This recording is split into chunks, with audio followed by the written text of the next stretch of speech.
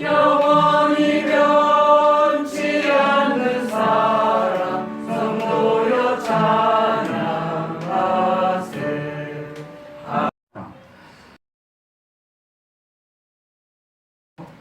이해하시기 바랍니다. 제가 저를 닮아서 그래요. 성격이 이런 사랑이에요. 혈육을 향한 사랑, 가족 간의 사랑. 이게 무슨 사랑? 스트록의 사랑. 마지막에요, 사랑이 하나 있어요. 남은 게 아가페 사랑. 아가페 사랑은 사람이 할 수 없는 사랑이에요. 오직 하나님만이 하실 수 있는 사랑이에요. 이것은요, 상대의 유익을 위한 조건 없는 사랑이에요. 내 걸 다 주고 상대에게 유익을 주는 사랑, 나를 다 희생해서 상대에게 모든 것을 주는 사랑, 이 사랑만이 거짓이 없어요. 그러니까 9절에서 말씀하시는 사랑은 어떤 사랑일까요? 아가페 사랑이에요. 하나님의 사랑을 지금 이야기하고 있는 거예요. 이 아가페는요, 하나님이 주시는 사랑으로, 아가페 사랑을 소유하면 영생을 얻습니다. 이게 거짓말입니까? 진짜예요.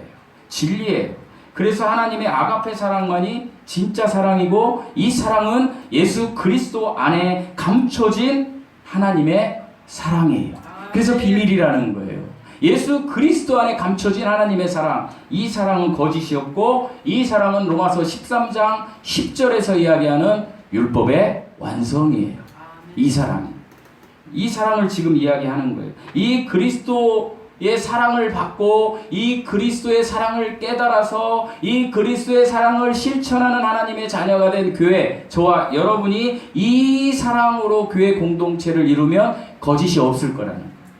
이 말씀이에요. 하나님 교회의 중심에는 하나님이 자신의 독생자 예수 그리스도를 우리를 위하여, 누구를 위하여? 저와 여러분, 우리를 위하여 내어주신 하나님의 사랑이요 강물처럼 흘러가는 거예요. 아멘. 오늘 한 형제가 대성통곡하는군요. 은혜가 됩니다. 또한 본문은 참 사랑에는 거짓이 없다고. 문 열으라고 하세요. 괜찮아요. 설교 들어야지. 하상진 집사님 문 열어놓으세요. 제가 문 열어놓았다고 했다고? 괜찮아요. 이럴수록 여러분의 신앙을 하나님이 테스트하는 거예요. 강연이의 울음소리냐, 목사의 설교냐, 어디에 집중하느냐, 이거에 여러분의 신앙이 달려있다는 거예요. 아가페 사랑에는 반드시 생명의 피, 그 희생의 사랑이 있는 거예요.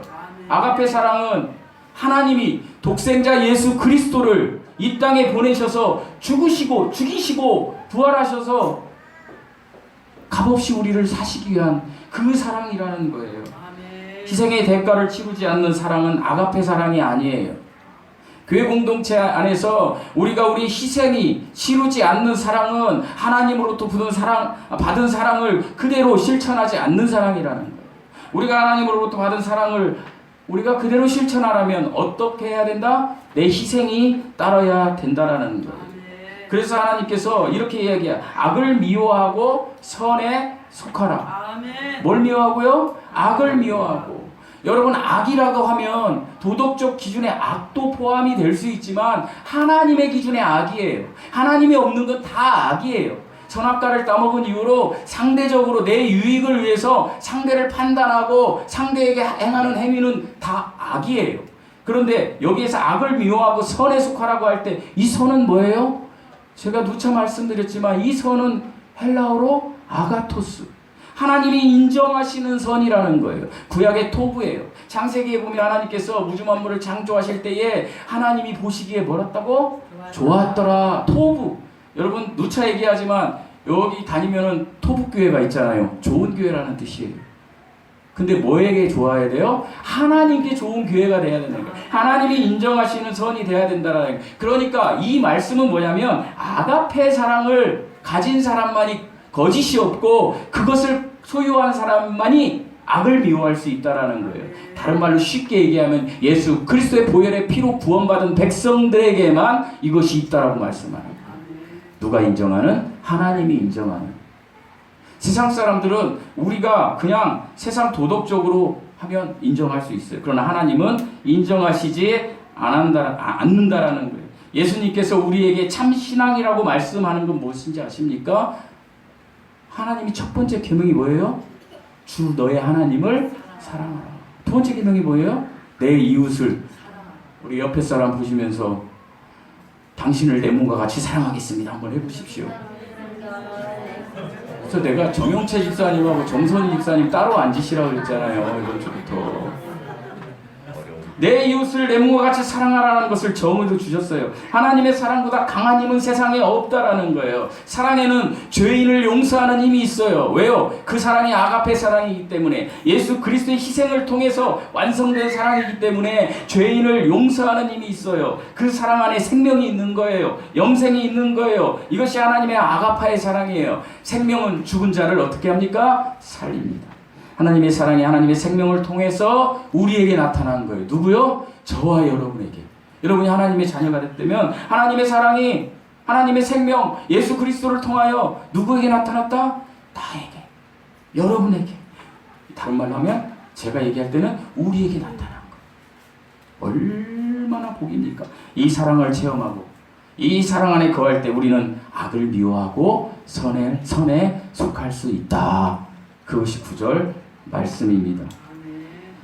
10절에서는 계속해서 우리가 사랑의 공동체를 이루는데 그리스도 안에서 하나 되는 비밀에 대한 이야기를 합니다. 우리 10절 말씀 다 읽어보시겠습니다. 시작.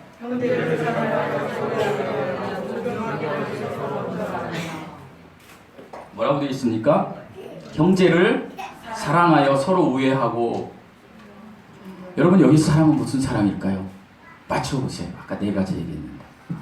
형제 사랑. 저는 정말로 복받은 목회자예요. 우리 교회 사역자들은 다 복을 받으셨어요. 우리 교회 성도님들은 지난주 설교를 이번 주에 해도 괜찮아요. 늘 새로워요. 매우 새로워요. 잊어버리기 때문에. 방금 이 말씀드린 것도 잊어버리셨잖아요. 자, 필리아의 사랑이 형제의 사랑이에요. 그러니까 앞에 9절은 어떤 사랑? 하나님의 사랑 앞에. 여기는 무슨 사랑? 필리아 사랑을 이야기해요. 헬라어에는 그렇게 기록되어 있는 거예요, 여러분. 그래서 똑같은 사랑이 아니에요. 여기에서 사랑은 사람과의 관계 속에서 속한 사랑이에요. 그러니까 이것은요, 보통 사람과의 관계니까 하나님과의 관계는 누가 먼저 사랑했어요? 하나님이 우리를 먼저 사랑한 거예요. 근데 이것은 우리는 어때요? 상대적으로 선악과를 따먹기 때문에 네가 사랑하면 내가 사랑할게. 이게 우리의 본성이에요. 한번 해볼까요? 네가 사랑하면 내가 사랑할게. 이게 우리 모습이라니까요. 네가 먼저 사과하면 내가 용서할게. 이게 우리의 모습이에요. 이렇게 되면요, 아무 일도 안 일어나요. 근데 하나님께서 뭐라고 하시냐? 이렇게 하면 네가 나를 사랑하면 내가 너를 사랑할게. 이렇게 하면요, 그 상대는 뭐냐면 마음속에 미움, 분노 이런 것만 표출될 수밖에 없어요. 그런데 10절은 뭐라 그래요? 서로 어떻게 우애하기를, 존경하기를 어떻게 하라? 먼저 해라. 이 말이 중요해요. 그러니까 우리 교회 공동체가 하나가 되는 것은 먼저 해야 돼요. 필리아 사랑할 때 먼저 사랑해야 되고 먼저 섬겨야 돼요. 마태복음 5장 23절에서 24절에 보면, 그러므로 예물을 제단에 드리다가 거기서 내 형제에게 원망 들을 만한 일이 있는 줄 생각나거든 예물을 제단 앞에 두고 먼저 가서 형제와 화목하고 구호에 와서 예물을 드려라. 예물을 드리는 것보다 형제와의 화해가 더 중요하다라는 말씀을 하시는, 여러분 그런 경험 많이 하시죠? 교회 예배 드리러 오기 전에 형제와 싸우고 교회에 와서 하나님께 영광을 막 돌리려고 하는데, 하나님께 영광 돌리는 건 뭐예요? 하나님이 하나님 되심을 내가 인정하는 거예요. 그래서 하나님을 경외함으로 막 드리는 거예요. 그런데 남편, 아내, 그러니까 형제, 자매하고 막 싸워가지고 분노가 여기에 가득 차 있는데 하나님께 영광이 돌려지던가요? 안 돌려져요. 그렇기 때문에 그냥 먼저 정말 싫어도 먼저 사과하고 화해하고 와서 예배 드리라는 거예요. 그럴 때 우리가 하나님께 영광을 돌릴 수 있다라는 거예요. 그래서 진정한 예배가 뭔지 아세요? 화해예요. 예배는 하나님과 우리 사이에 화목제물로 바쳐진 예수 그리스도를 통하여 우리가 화해의 헌물로 우리가 드려지는 게 예배예요. 화해예요, 예배. 누구와 화해하는 거예요? 하나님과 화해해야 돼요. 그런데 하나님과 화해는 이미 완성됐는데 내가 이 땅에 이 땅에 있다 보니까 형제와 싸우고 와서 그 분노로 그대로 가지고 오면 우리가 하나님과의 화해 예배도 드릴 수가 없는 거예요. 아닌가요? 아닌 듯한 표정이시네요. 저는 그러던데. 그러면 그때는 오늘은 안 싸웠어요. 내 모든 하나님께서 주신 내 안에 계신 성령께서 내 혼을 통해서 말씀하시는 것을 내가 전하는 것이 아니라 내 지식으로 전할 뿐이에요. 그럼 하나님의 역사가 없는 거죠. 원수가 있고요, 미워하는 사람이 있고 분노하는 사람이 있다라면 예배를 드릴 수 없어요. 여러분, 예배는 드리러 오는 겁니까? 보러 오는 겁니까? 드리러 오는 거예요. 그러니까 예배를 하나님께 드리려면 우리가 먼저 사과하고 화해해야 돼요. 사람들과, 내 관계 속에 있는 사람들과. 그래서 지는 것이 이기는 것이다 라고 이야기하는 거예요. 반드시 어떻게 하라고요? 먼저 하세요. 우리 옆 사람 보고 그냥 뭐 미안할 일은 없겠지만 한번 해봐. 이렇게 기분 좋고 성령께서 내 안에서 움직일 수 있는 단어들은요, 하면 좋은데 하기가 약간 쑥스럽고요, 하기 싫어요. 네가 먼저 해, 나한테. 네가 미안합니다 하고 기다리는 거예요. 어떻게? 미안합니다, 사랑합니다, 감사합니다, 이렇게 하라는 거예요. 세 번째, 교회가 하나 되는 100일은 11절 말씀에 들어 있습니다. 11절 말씀 읽어보시겠습니다. 11절 시작.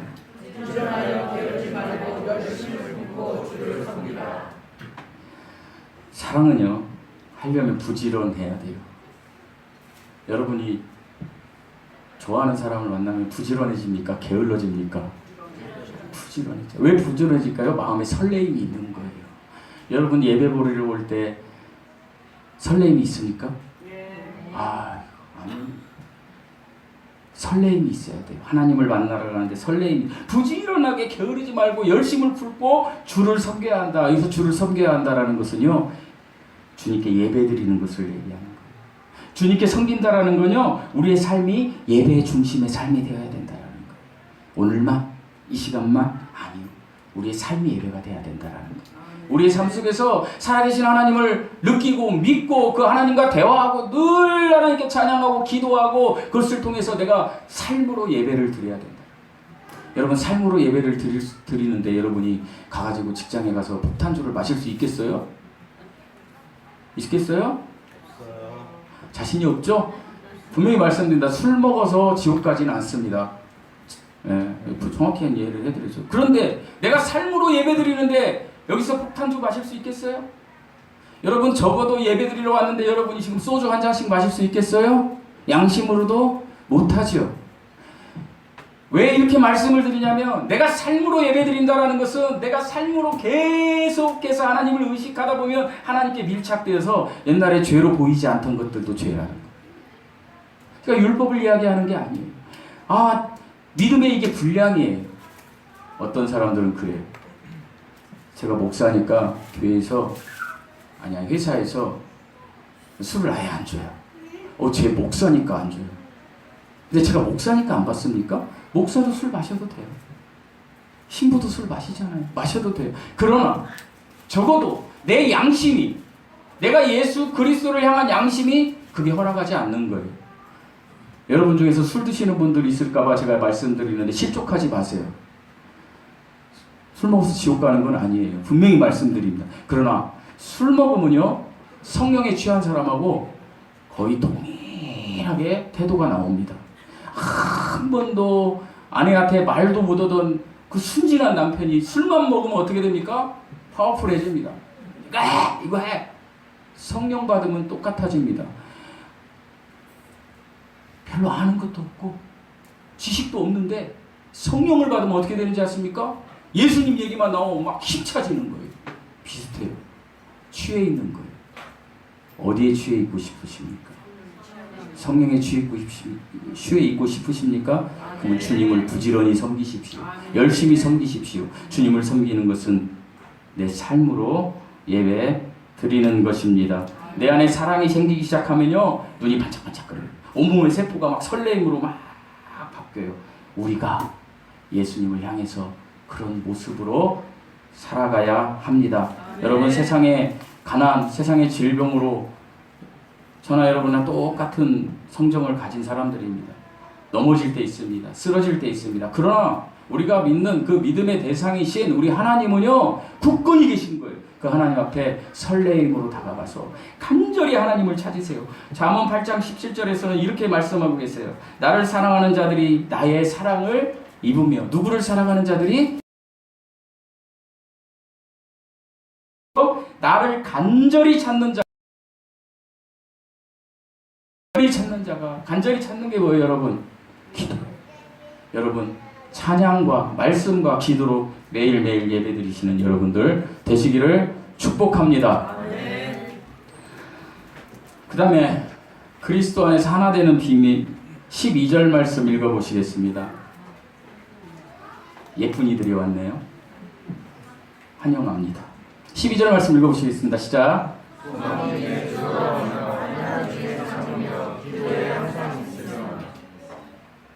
소망 중에 어떻게 하라고요? 즐거워하며. 여러분, 우리가 이 세상에서도 소망이 있으면 기쁨이 있죠. 우리에게는 어떤 소망이 있습니까? 예수 그리스도께서 다시 오신다라는 재림의 소망, 복된 소망이 우리 안에 있습니다. 그렇기 때문에 이 세상의 모든 악과 죄와 고통과 저주가 있다 할지라도 미래가 있는 우리들은요, 기뻐할 수 있어요. 지금 힘들어도. 우리는 죽으면 천국에 간다는 믿음이 있잖아요. 안심하고 죽을 수 있다라는 거예요. 죽기 싫어 이렇게 하지 말고, 마틴 로이드 존스 목사님이 대장암에 걸려서 너무 심하게 고통받고 있을 때에 자녀들과 의사가 너무 심하니까, 몰핀으로도 안 되니까, 목사님 다른 마약 주사제를 좀 더 놔드릴까요? 마틴 로이드 존스 목사님이 그 심한 고통 중에 내 주님 만나는 날을 딜레이하지 말아라. 빨리 가고 싶다는 거예요. 왜요? 죽음에 대한 소망이 있어요. 죽음은 영혼을 여는 문이라는 소망이 있다라는 거예요. 그렇게 고통이 심해도 기도했고, 그렇게 고통이 심해도 말씀 받고, 그렇게 고통이 심해도 하나님을 찾았던 20세기 최고의 강해 설교자 마틴 로이드 존스 목사님이 우리에게 남겨준 유산이 엄청난 강해 설교가 아니라, 저는 이 마지막 유언인 것 같아요. 우리 죽을 때, 죽음이 왔을 때 이 마틴 로이드 존스 목사님처럼, 무디 목사님은 그랬다 그래요. 예수님이 황금마차를 나에게 보내주셨다. 간다. 자녀들에게. 여러분, 그런 유언을 우리가 할 수 있어야 하지 않겠습니까? 우리가 갈 곳 하늘나라를 꿈꾸는 소망으로 고통과 눈물과 한숨,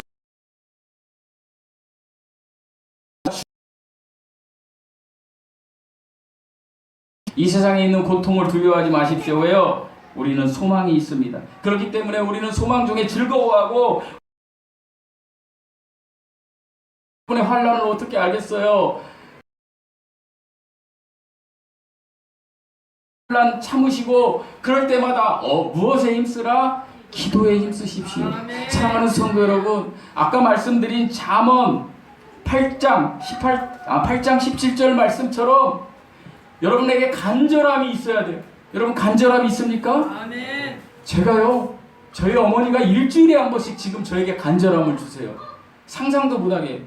어떻게 보면 죽는 게 낫겠다 할 정도로 우리 사모하고 나하고는 일주일에 한 번씩 비상이 걸려요. 열이 막 40도. 제가 드리는 기도는 너무 간절해요. 하나님 이렇게. 여러분, 이 간절함이 여러분에게 있어야 된다는 거예요. 여러분이 이 세상에 부자고, 이 세상에서 여러분이 가질 게 뭐 별로 없고 평안하신 분들은 간절함 없으셔도 됩니다. 그러나 여러분이 어떤 거에 대해서 정말 내가 이거 해결받고 싶어요 그러면은 이 간절함으로 어떻게 하라고? 하나님을 찾으시라는 거예요. 이 간절함으로 찾는 것은요, 간절히 기도드리는 거예요. 여러분, 간절히 기도드리는 건 뭔지 아세요? 히스기야 왕이요, 이제 하나님의 말씀대로 여호와 앞에 정직하게 살았으나 그가 아수르의 아시리아의 그 왕한테 겁먹어가지고 그렇게 떠들 때 이사야 선지자를 통해서 하나님께서 히스기야 왕에게 너 죽어 이제 병 걸렸어. 그랬을 때 히스기야에게는 아들이 없었어요. 그러니까 히스기야가 벽에 자기 얼굴을 대고 낯을 대고 하나님 앞에 간절히 기도했다라는 거예요. 어떻게? 하나님이여, 내가 하나님 앞에 정직히 행한 것을 기억하옵소서. 이것은 생각하옵소서하고 똑같아요. 그게 간절한 기도예요. 한나가 아들을 낳게 해달라고 주님 저를 생각하게 해주시옵소서. 이게 간절한 기도예요. 십자가에 예수님이 성경에는 어느 쪽 라는 거예요. 왜요? 우리는 사람은요, 왼손잡이가 재능이 많다고 하잖아요. 안 좋은 쪽으로 나와요. 그래서 오른편에 있는 강도일 거라는 거예요. 어떤 강도? 주여 당신의 나라가 임할 때 저를 기억하옵소서. 저를 생각하옵소서. 여러분, 제가 기도에 뭐 다 나와서 기도하라고 하진 않겠어요 라고 하면 안 되니까 나오세요. 이제 다음 주부터 우리 김희숙 목사님이 은혜를 많이 주실 거예요. 나와서 기도 꼭지 하나씩 가지고 간절히 기도하세요. 간절히. 그냥 막 내일 지금 이따 죽을 것처럼 간절히 하나님을 한번 찾아보세요. 하나님이 반드시 만나주십니다.